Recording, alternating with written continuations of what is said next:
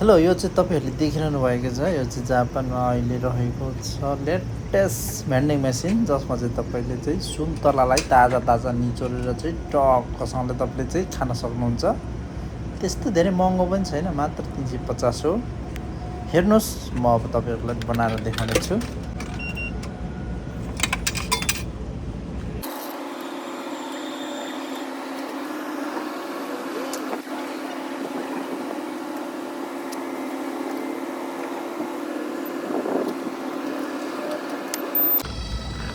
Height बल्ल बल्ल तयार भयो। लास्टै टाइम लाग्ने रहेछ। जस 5-7 मिनेटै टाइम लाग्ने रहेछ।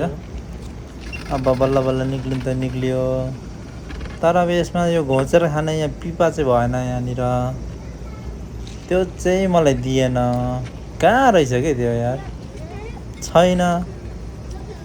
जस तपाईहरुले यसरी जापानमा चाहिँ है फ्रेश सुन्तलाको चाहिँ जुस निकालेर खान सक्नुहुन्छ। वास्तव भिडियो कस्तो लाग्यो, मन पऱ्यो भने लाइक गरिदिनुस्।